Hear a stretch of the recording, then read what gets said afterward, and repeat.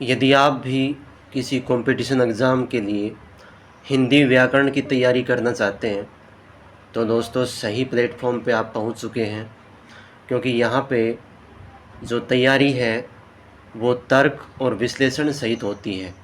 रटंत प्रणाली से दूर हटकर ये प्लेटफॉर्म आपके लिए बनाया गया है। यहाँ भी जो चीज़ बताई जाएगी वो तर्क संगत रहेगी। यहाँ पे जैसे पहले का ए, दूसरे का बी, इस प्रकार से कोई भी मतलब यहाँ नहीं होने वाला है। नमस्कार दोस्तों, मैं हूँ प्रमोद शास्त्री और आप मुझे सुन पा रहे हैं आपके अपने यूट्यूब चैनल माँ भारती हिंदी वंश पर। ग्रुप डी का ये दूसरा मॉक टेस्ट आपके समक्ष। तो इसमें हिंदी के बहुत ही गजब के प्रश्न रहेंगे। लेवल थोड़ा टफ हो सकता है लेकिन प्रश्न बहुत अच्छे हैं। ध्यान रखिए कि एक प्रश्न में आपके 4 प्रश्न तैयार, 3 या 4 प्रश्न तैयार हो रहे हैं। तो आइए, पहला प्रश्न हमारे सामने, निम्नलिखित में से कौन सा वर्ण कंपजात या प्रकंपित ध्वनि के अंतर्गत आता है, यानी कि जिसका उच्चारण करते समय कंपन हो, ल, र, य, व। तो इसका आंसर र हो जाएगा, ऑप्शन नंबर बी। ठीक है, जब र बोलते हैं तो स्वर तंत्रियों में थोड़ा सा कंपन होता है।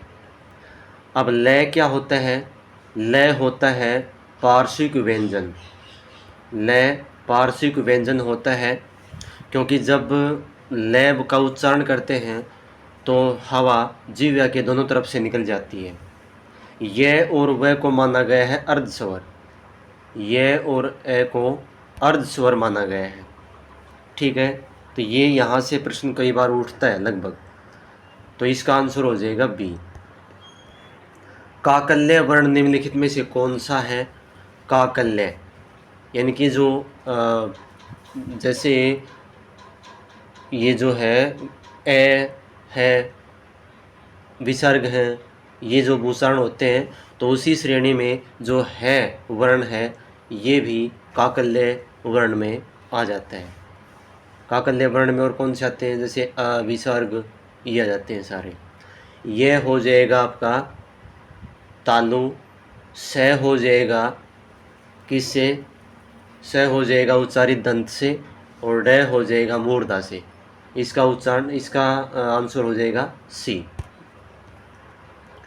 निम्नलिखित में से कौन सा यौगिक तो है परंतु योगरूढ़ नहीं है? तो ये 3 प्रकार के होते हैं, रूढ़, यौगिक और योगरूढ़। ठीक है, तो इसमें योगरूढ़ कौन सा होता है?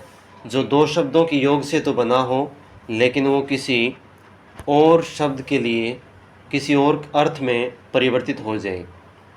ठीक है, जैसे दश आनंद, 10 है आनंद जिसके, तो ये रावण के लिए प्रयुक्त हुआ है। इसी प्रकार से जलज, ये जल प्लस जय, जल में पैदा होने वाला, ये कमल के लिए इस्तेमाल हुआ है। योगरूढ़ है लंब कर्ण, लंबे हैं कान जिसके, ये भी किसी और के लिए। विद्यालय, विद्या प्लस आलय, ये जो है यौगिक हो जाएगा। ठीक है ना, ये यौगिक हो जाएगा। पंकज भी कमल का पर्यायवाची है।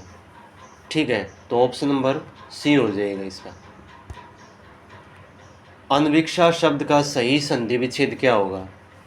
अनविक्षा, तो इसका विच्छेद हो जाएगा अनु और इक्षा। ठीक है, ये हो जाएगा इसका, और ये बन जाएगी यण संधि। यण संधि बनेगी, बार बार समझा चुके हैं इसको। ठीक है, तो ये हो जाएगा इसका। आगे देखिए, मनमथ शब्द में कौन सा समास है? मनमथ, तो इसका हो जाएगा बहुव्रीहि समास। ठीक है, मन मथा जाता है जिसके द्वारा, ये कामदेव के लिए प्रयुक्त होता है ये शब्द मनमथ, तो बहुव्रीहि समास हो जाएगा इसका, ऑप्शन नंबर बी। जिसमें किसी पद की प्रधानता नहीं होती बल्कि किसी तीसरे पद की प्रधानता होती है। अन्य अर्थ के लिए प्रयुक्त होता है ये। स्वच्छंद का सही संधि विच्छेद क्या होगा? तो स्वच्छंद का हो जाएगा स्व प्लस छंद, स्व प्लस छंद। और व्यंजन संधि रहेगी, नियम कौन सा रहेगा इसका कि छः से पहले कोई भी यदि स्वर हो, छः से पहले कोई भी स्वर हो तो संधि करते समय छः से पहले आधा च का आगम हो जाएगा। ठीक है, तो यहाँ पे छः से पहले ये वह है, वह में ए मिला हुआ है, ठीक है ना, वह में ए मिला हुआ है, तो ऑप्शन नंबर ए हो जाएगा इसका। व्यंजन संधि रहेगी, वाकजाल का सही संधि विच्छेद बताइए, तो इसका हो जाएगा वाक प्लस जाल, वाक प्लस जाल। ये भी व्यंजन संधि है। नियम लागू होता है कि किसी भी वर्ग के पहले वर्ण के बाद, किसी भी वर्ग के पहले वर्ण के बाद यदि घोष वर्ण हो तो पहला वर्ण अपने से तीसरे में बदल जाएगा। ठीक है, तो पहले वर्ण का तीसरा क्या हो जाएगा? ख ग हो जाएगा, तो इसका हो जाएगा वागजाल। देखो, तो इसका ऑप्शन नंबर 1 सही हो जाएगा। सी में सी भी वही है लेकिन यहाँ पे हलंत नहीं है, तो ऑप्शन नंबर ए हो जाएगा इसका। व्यंजन संधि रहेगी, शाखा मृग शब्द में कौन सा समास निहित है? तो शाखा मृग, शाखा टहनी होता है, मृग वैसे तो हिरण का पर्यायवाची है लेकिन किसी भी वन्य प्राणी के लिए प्रयुक्त होता है ये शब्द, तो कौन सा हो जाएगा इसमें? शाखाओं पर झूलता रहता है जो, अर्थात वानर, तो बहुब्री समास हो जाएगा, किसी तीसरे के लिए प्रयुक्त हुआ है। कृत्य कृत्य कृत्य शब्द में समास की प्रधानता है, तो कृत्य कृत्य ये जैसे थोड़ी सी इसकी लैंग्वेज गलत है, यहाँ कृत्या कृत्य होना चाहिए था, कृत्य और अकृत्य। ठीक है, ये द्वंद्व समास होना चाहिए था, या होना चाहिए था यहाँ पे ये को, तो इसमें द्वंद्व समास हो जाएगा। निम्नलिखित में से कौन सा शब्द सकरुण का विलोम है? सकरुण, स साथ सहित करुण दया, करुण सहित, तो इसमें कौन सा हो जाएगा? करुणहीन, करुणाहीन, ये निष्ठुर, अकरुण या क्रूर, तो इसका निष्ठुर हो जाएगा, निष्ठुर। ठीक है, या फिर करुणाहीन, करुणाहीन होता यहाँ पे, करुणाहीन होता, करुणा आता यहाँ पे, अकरुण, अकरुण भी हो सकता है, निष्ठुर और अकरुण दोनों ठीक हो जाएंगे इसमें। ठीक है, दोनों ही ठीक हो जाएंगे। अकरुण, ए का मतलब क्या होता है? निषेधात्मक के लिए प्रयुक्त होता है, और निष्ठुर जिसमें दया की भावना ना हो, दोनों ही ठीक हो जाएंगे इसमें। प्रगल्भ शब्द का सही विलोम शब्द क्या होगा? प्रगल्भ का शब्द का सही विलोम शब्द हो जाएगा, प्रगल्भ का मतलब होता है विद्वान, साहसी, चतुर, शासित नहीं होता, चतुर, प्रवीण, तो इसका हो जाएगा मूड हो जाएगा इसका, मूर्ख। ठीक है, मूर्ख हो जाएगा, ऑप्शन नंबर सी। निम्नलिखित में से कौन सा शब्द केला का तत्सम रूप है? तत्सम मतलब केले को संस्कृत में क्या बोलते हैं? तो कदलिका, कदली, केलक, कदला, तो इसमें ऑप्शन नंबर बी हो जाएगा इसका, ऑप्शन नंबर बी। वैसे कदली फलम होता है तो कदली हो जाएगा, केला। उबटन शब्द का तत्सम रूप क्या होगा? उबटन, तो इसका हो जाएगा ऊर्ध्वतन, उधरतन, ठीक है ना, नहीं उध्वर्तन, ये ऑप्शन नंबर डी, उधारवतन, ये हो जाएगा उबटन, उधारवतन। तत्सम का मतलब जो संस्कृत भाषा से जो हिंदी भाषा में जो आ गए हैं, जो के तो।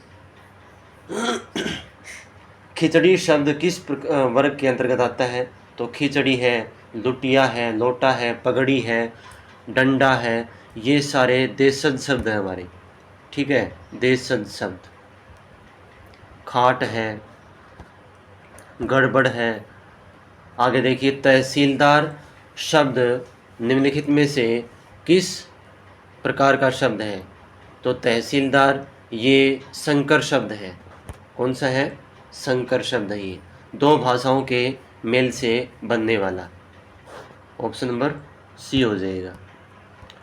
निम्नलिखित में से व्यक्तिवाचक संज्ञा से बनी भाववाचक संज्ञा का सही उदाहरण कौन सा है? यानी कि जो व्यक्तिवाचक संज्ञा थी और वो भाववाचक में कन्वर्ट हो गई।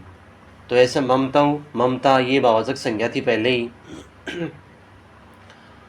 और शिव बड़पन, लड़कपन, लड़का तो जातिवाचक है, बड़ा विशेषण है, शिव आ जाएगा इसमें। Option number B Shiv. Shiv व्यक्तिवाचक है और इससे बन गया शिवत्व। ठीक है, शिवत्व। ऑप्शन नंबर बी हो जाएगा इसमें। यह काम मैं आप ही कर लूँगा वाक्य में किस प्रकार का सर्वनाम है?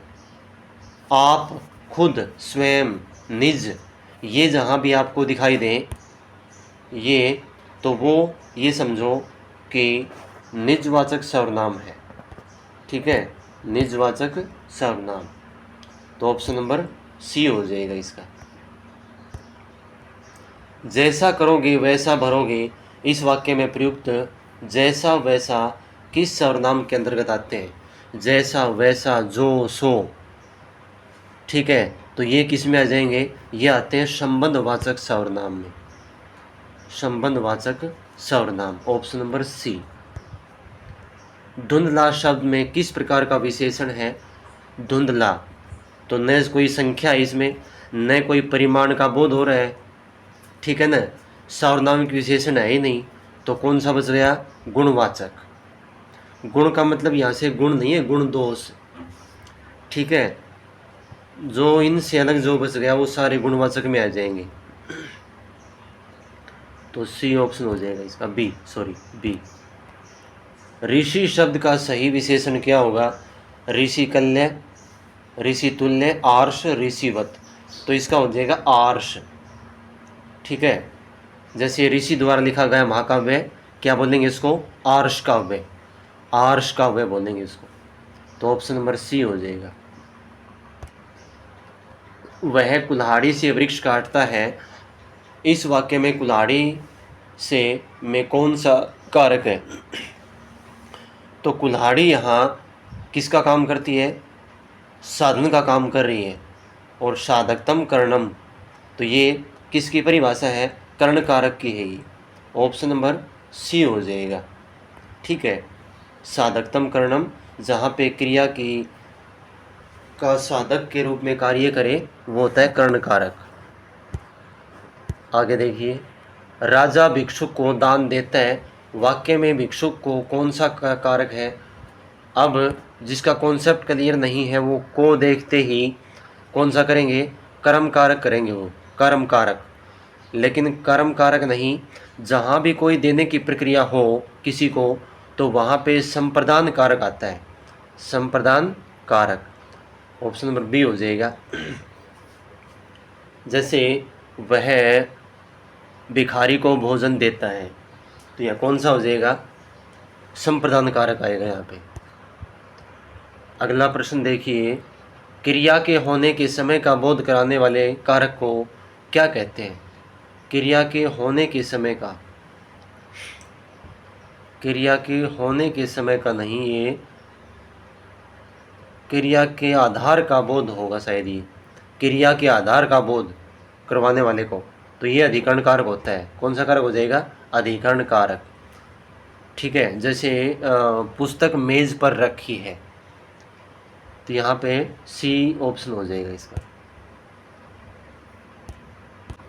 हथियाना और लतियाना किस प्रकार की क्रियाएं हैं? तो ये हथियाना और लतियाना ये नाम धातु क्रियाएं हैं जो संज्ञा और विशेषण से बनाई जाती हैं। जैसे फिल्म से फिल्माना, हाथ से हथियाना, लात से लतियाना, बात से बतियाना, ये सारी किसके उदाहरण हैं? नाम धातु क्रिया के उदाहरण ही। नाम धातु। प्रेरणार्थक क्रिया में कर्ता स्वयं कार्य न करके किसी और को से कार्य करवाता है। जैसे मोहन नौकर से चाय बनवाता है। ठीक है, तो ये सारी कौन सी हो जाएंगी, नाम धातु क्रियाएं हैं। मुख्य क्रिया के अर्थ को स्पष्ट करने वाली क्रिया को क्या कहते हैं, तो ये कहलाएगी सहायक क्रिया। सहायक क्रिया ऑप्शन नंबर ए हो जाएगा इसका। वह घर पहुंच गया, इस वाक्य में पहुंच गया किस कारक का उदाहरण है, पर्यायार्थक क्रिया, द्विकर्मक, संयुक्त क्रिया। तो इसमें है संयुक्त क्रिया, जहाँ दो क्रियाओं का संयोग हो। वह घर पहुंच, पहुंच क्रिया है, और गया ये विक्रिया है।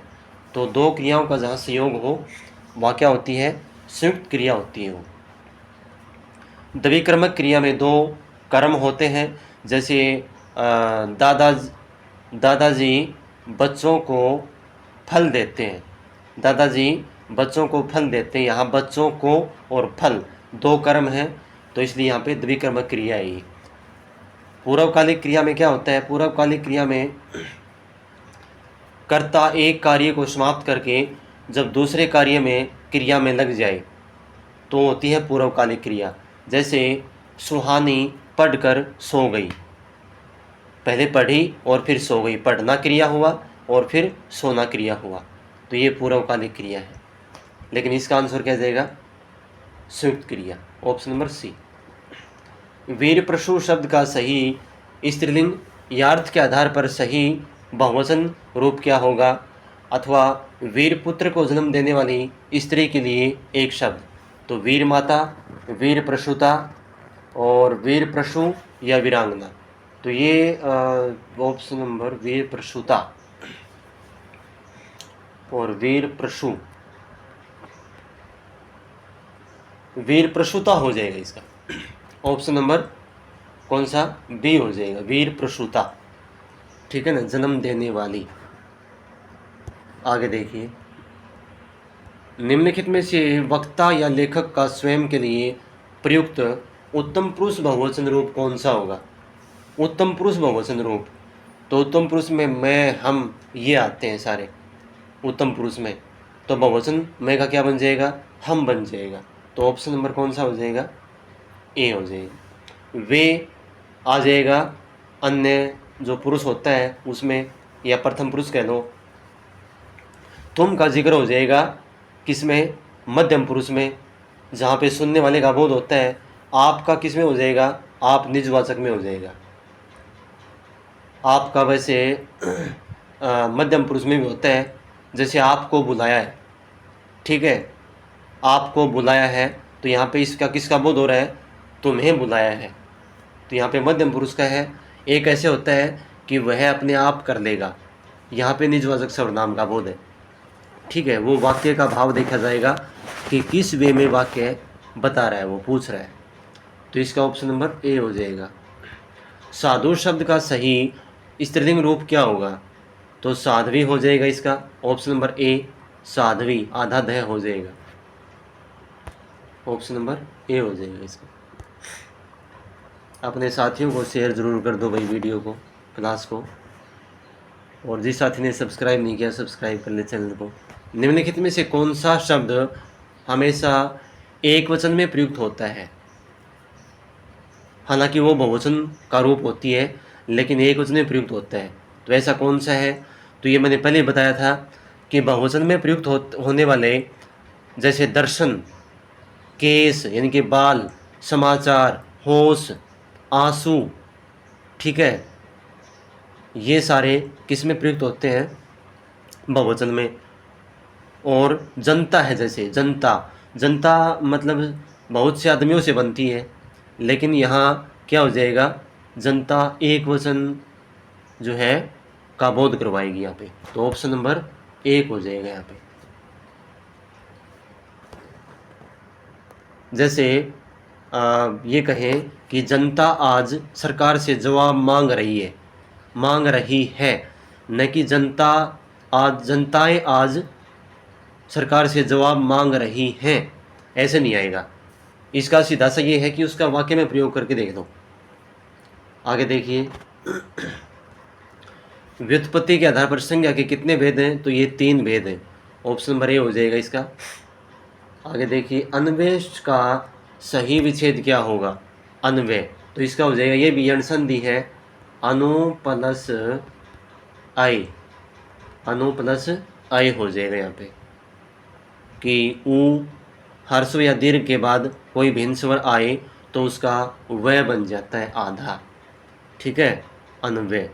और नू से ऊ बाहर निकल आया, आधा न बच गया, तो इसलिए कौन सा बन जाएगा, अनु प्लस ए, ऑप्शन नंबर ए।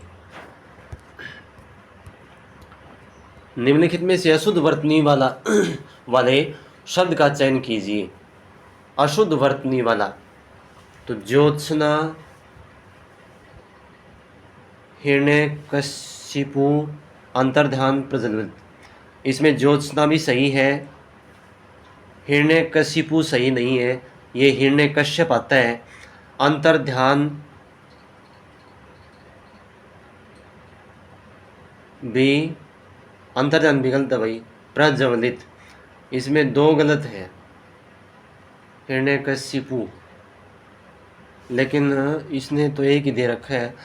यहाँ पे अंतर्ध्यान गलत है, अंतर्धान होता है ये, अंतर्धान ऐसे होता है, ये अंतर्ध्यान नहीं होता।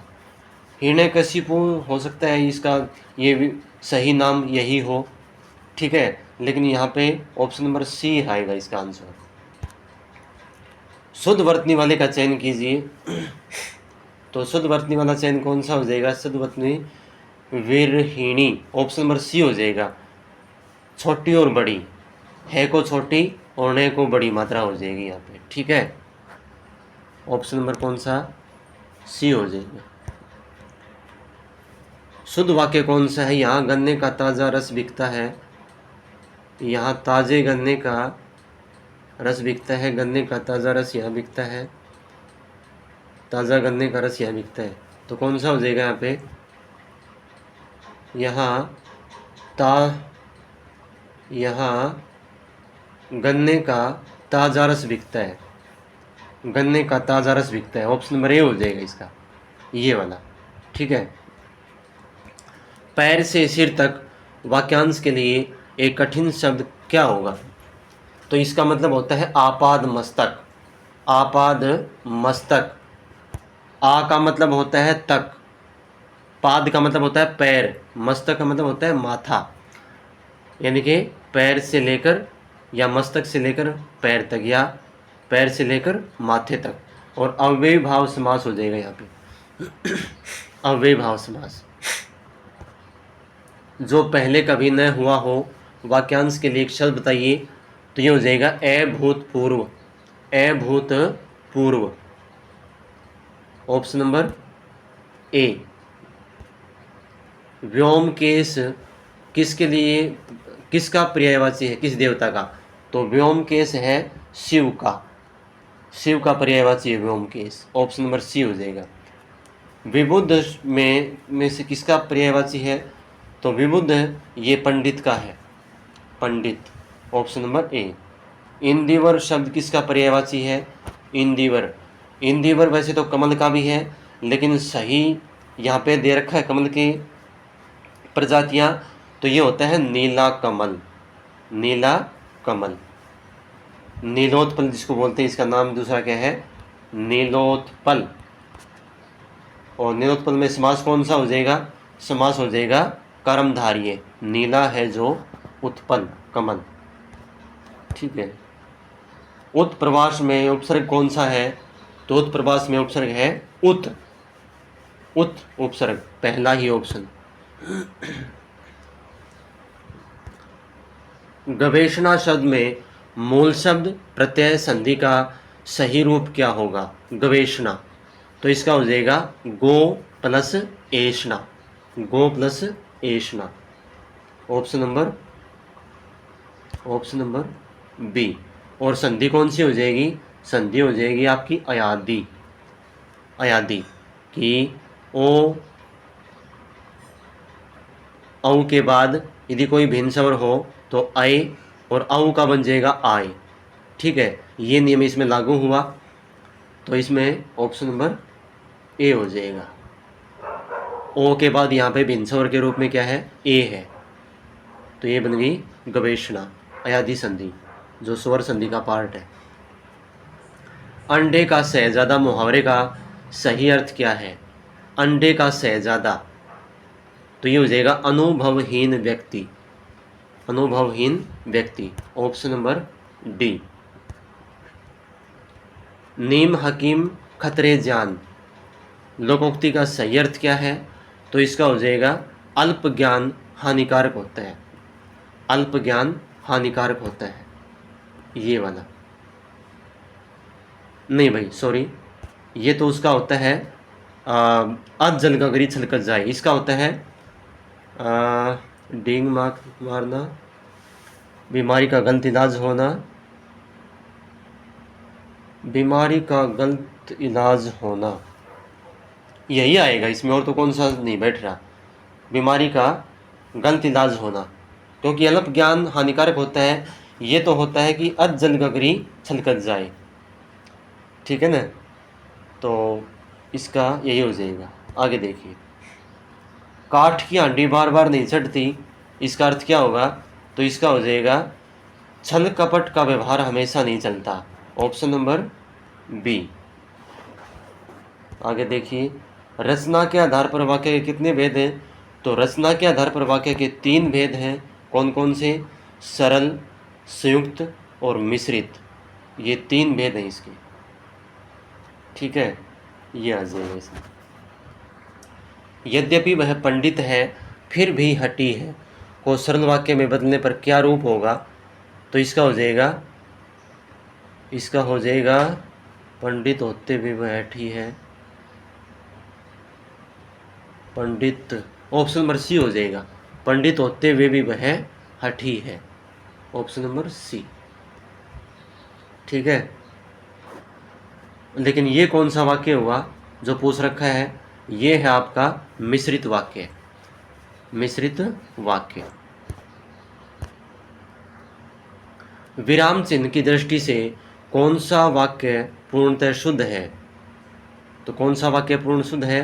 क्रोध चाहे जैसा भी हो मनुष्य को अंधा बना देता है, क्रोध के बाद कोमा है, क्रोध चाहे जैसा भी हो, यहाँ पे हो के बाद कोमा नहीं है, क्रोध मनुष्य को अंधा बनाता है, नहीं, पहला ही हो जाएगा, क्रोध चाहे जैसा भी हो मनुष्य को अंधा बना देता है, क्रोध के बाद कोमा आ गया और हो के बाद तो कोमा आना ही है। क्रोध के बाद इसने कोमा यानी कि अल्प विराम दे दिया, लेकिन आता नहीं है वैसे, तो इस ऑप्शन नंबर ए हो जाएगा, और कौन सा तो सही बैठता ही नहीं है, ठीक है। आगे देखिए, अधोवस्त्र शब्द में उपसर्ग कौन सा है? तो अध नहीं है, अधः प्लस वस्त्र हो जाता है इसका, अधः अधो अधः, ये हो जाएगा इसमें, ऑप्शन नंबर सी, अधः प्लस वस्त्र। और यदि इसकी वो करेंगे, संधि करेंगे तो अधोवस्त्र हो जाएगा और विसर्ग संधि हो जाएगी इसका, ठीक है, विसर्ग संधि। अगला प्रश्न देखिए भाई, ऐष्णा का सही अर्थ क्या है? ऐष्णा, तो ये हो जाएगा इच्छा या अभिलाषा, ठीक है, इच्छा या अभिलाषा, ऑप्शन नंबर बी हो जाएगा। तो दोस्तों ये तो थे हिंदी के प्रश्न। अब करेंगे हरियाणा जीके के प्रश्न, और हरियाणा जीके में आज अंबाला ज़िले का वर्णन रहेगा। अंबाला ज़िले के जो प्रश्न बनेंगे वो आपके सामने रहेंगे, देखिए। तो आइए हरियाणा जीके से अंबाला ज़िले के जो प्रश्न हैं वो जितने बनेंगे उतने करते हैं, साथ साथ इनके आंसर भी दिए गए हैं। लगभग प्रश्न यहाँ से ज़िले के कंप्लीट हो जाएंगे। तो पहला पूछ रहा है कि अंबाला ज़िले की स्थापना कब हुई थी? तो कब हुई थी? 1 नवंबर 1966 को ही हुई थी ये, ठीक है। जब हरियाणा और पंजाब अलग हुए तब जो ज़िले बने थे तो उनमें ये भी था शामिल। अंबाला का नाम अंबाला पड़ने का मुख्य कारण क्या माना गया? तो ये आमों की अधिक पैदावार, बिल्कुल सही है। अंबालिका देवी का मंदिर, ये भी है यहाँ पे। राजा अंबा राजपूत, ये भी इसके कारण भी है। तो ऑप्शन डी हो जाएगा, उपरोक्त सभी। अंबाला ज़िले का ज़िला हरियाणा के किस भाग में स्थित है? तो कहाँ है ये? तो ये है उत्तर पूर्व में, ऑप्शन नंबर बी हो जाएगा यहाँ पे। अंबाला मंडल के अंतर्गत कौन सा जिला नहीं आता? तो नहीं आता, ये करनाल नहीं आता है, ऑप्शन नंबर डी हो जाएगा। अंबाला जिले का कुल क्षेत्रफल लगभग कितना है? तो इसका है 1574 वर्ग किलोमीटर, 1574 वर्ग किलोमीटर, ऑप्शन नंबर ए। अब नदियां एवं भूगोल इसका, निम्नलिखित में से कौन सी नदी अंबाला जिले से होकर बहती है? तो ये सारी ही नदियां बहती हैं घग्गर, टांगरी, मारकंडा। ठीक है, तो ऑप्शन नंबर डी हो जाएगा इसमें। टांगरी नदी का उद्गम स्थल कहाँ है? तो ये है मोरनी की पहाड़ियाँ, और मोरनी की पहाड़ियाँ कहाँ हैं? पंचकुला में। अंबाला में किस प्रकार की मिट्टी मुख्य रूप से पाई जाती है? तो कौन सी पाई जाती है? यहाँ पाई जाती है जलोढ़ मिट्टी और डाकर, जिसको बोलते हैं जलोढ़ और डाकर, ऑप्शन नंबर बी। अंबाला की सीमा किस केंद्र शासित प्रदेश से लगती है? तो ये लगती है चंडीगढ़ से। ठीक है, ऑप्शन नंबर बी। अंबाला ज़िले की सीमा पंजाब के किस ज़िले को छूती है? तो ये पटियाला और मोहाली। ठीक है, मोहाली भी वैसे चंडीगढ़ में ही है, लेकिन वो पंजाब का भाग है, और पंजाब पटियाला तो है ही पंजाब में, तो दोनों ही हैं ये, ए और बी। अब जो क्रांति हुई थी उससे संबंधित 1857 क्रांति की शुरुआत हरियाणा में कहाँ से हुई थी? तो ये हुई थी आपकी कहाँ से? अंबाला छावनी से हुई थी, अंबाला छावनी से। और अंबाला छावनी कब बनी थी? ये शायद 1813 में बनी होगी, शायद 1813, निश्चित नहीं है। आगे देखिए, अंबाला छावनी की स्थापना, हाँ देखो ये आ गई, हाँ सॉरी 1843 में इसकी स्थापना हुई थी अंबाला कैंट की। अंबाला छावनी को पहले स्थापित कहाँ किया जाना था और बाद में बदला गया? तो इसको किया जाना था करनाल में, ऑप्शन नंबर ए। महात्मा गांधी के हत्यारे नथुराम गोडसे को फांसी कहाँ दी गई थी? तो ये अंबाला जेल में दी गई थी, जो कि 30 जनवरी 1948 को महात्मा गांधी की हत्या हुई थी। तो कब दी गई फांसी? ये देखो, नथुराम गोडसे को कब फांसी दी गई थी? ये दी गई थी 26 जनवरी 1950 को। ठीक है, 26 जनवरी 1950, तो ऑप्शन है नहीं इसमें, नहीं ऑप्शन नंबर ए, सॉरी 15 नवंबर 1949। उद्योग एवं अर्थव्यवस्था, अंबाला को किस नाम से जाना जाता है? इम्पोर्टेंट प्रश्न है। साइंस सिटी या वैज्ञानिक उपकरणों का शहर, यानी कि साइंस लैब का जो सामान है वो सारा बहुत जो है मतलब अंबाला में मिल जाता है वो। भारत के कुल वैज्ञानिक उपकरणों का लगभग कितना प्रतिशत हिस्सा अंबाला में बनता है? तो कितने प्रतिशत? 35%, ऑप्शन नंबर बी। अंबाला का कौन सा बाज़ार पूरे उत्तर भारत में कपड़ों के लिए प्रसिद्ध है? तो ये है कपड़ा बाज़ार, क्लॉथ मार्केट। ठीक है, ऑप्शन नंबर बी। ठीक है ना, सौरी बाज़ार ये रोहतक में प्रसिद्ध है, कपड़ों का बाज़ार, सौरी बाज़ार रोहतक का। अंबाला में मुख्य रूप से किस फल की खेती सबसे अधिक होती है? तो ये आम की, क्योंकि इसी के नाम पे इसका नाम अंबाला पड़ा, ऑप्शन नंबर सी हो जाएगा। हरियाणा में मिक्सी उद्योग के लिए कौन सा ज़िला प्रसिद्ध है? तो ये है मिक्सी सिटी, तो ये अंबाला ही है। धार्मिक एवं पर्यटन स्थल, प्रसिद्ध अंबिका देवी मंदिर कहाँ है? तो ये अंबाला में है। अंबाला में कहाँ है? तो ये है अंबाला शहर, दो हैं, अंबाला कैंट और अंबाला छावनी और अंबाला शहर, तो ये अंबाला शहर में है। गुरुद्वारा मंजी साहिब अंबाला के किस गुरु से संबंधित है? तो ये हैं आपके गुरु हरगोविंद जी और गुरु तेग बहादुर जी, दोनों के लिए ये क्या नाम है इसका? गुरुद्वारा मंजी साहिब। गुरुद्वारा शीशगंज अंबाला में किसकी याद में बनाया गया? तो ये बनाया गया था गुरु तेग बहादुर जी की याद में, शीशगंज।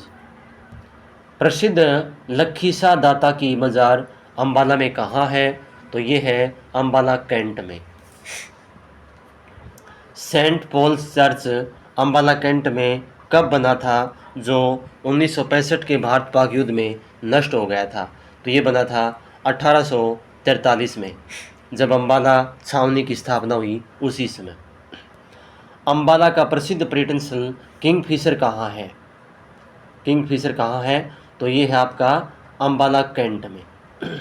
अम्बाला कैंट में।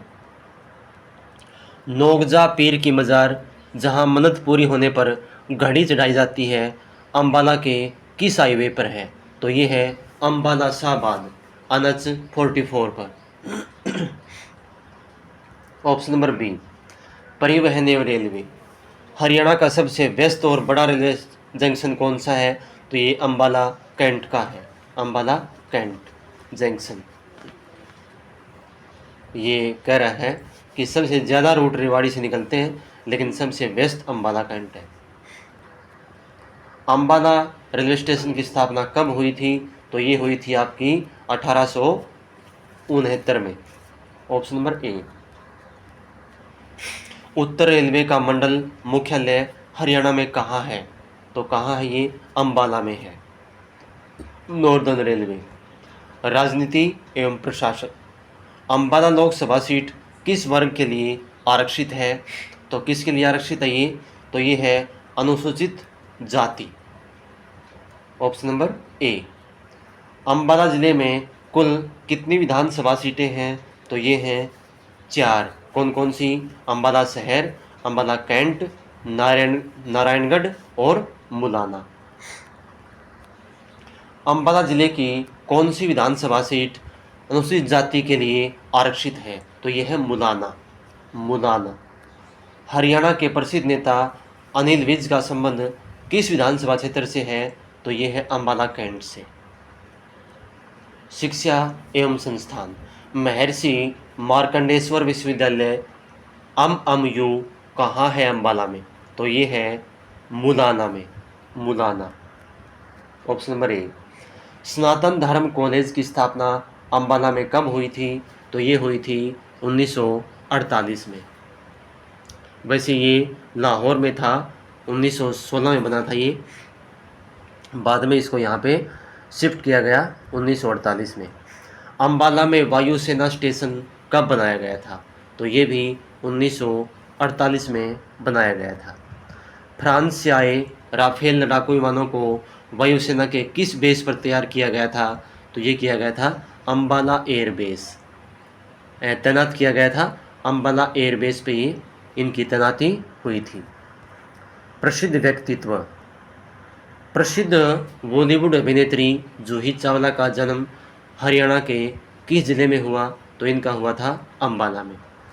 प्रसिद्ध अभिनेत्री प्रियंका चोपड़ा की स्कूली शिक्षा अम्बाला के किस स्कूल में हुई थी? तो इनकी हुई थी आर्मी पब्लिक स्कूल, जो कैंट में है। ऑप्शन नंबर सी। बॉलीवुड के दिग्गज अभिनेता ओमपुरी का जन्म कहाँ हुआ था? तो इनका भी अम्बाला में हुआ था। भारत की पहली महिला मुख्यमंत्रियों में से एक सुचेता कृपलानी का जन्म कहाँ हुआ था? तो इनका हुआ था कहाँ? अम्बाला में ही हुआ था। अम्बाला। बाद में उत्तर प्रदेश की ये मुख्यमंत्री बनी थी। केंद्रीय मंत्री रही स्वर्गीय सुषमा स्वराज का जन्म अम्बाला के किस स्थान पर हुआ था? तो ये हुआ था अम्बाला कैंट में। ऑप्शन नंबर ए। अम्बाला बस स्टैंड का नाम बदलकर किस राजनेता के नाम पर रखा गया है? तो ये रखा गया है सुषमा स्वराज के नाम पर। विविध समसामयिकी। अम्बाला में आयोजित होने वाला वामन द्वादशी का मेला किस महीने में लगता है? तो ये लगता है आपका भाद्रपद में, भादों में। हरियाणा में सबसे पहली डाक सेवा कहाँ शुरू की गई थी? तो कहाँ शुरू की गई थी? ये की गई थी अम्बाला में।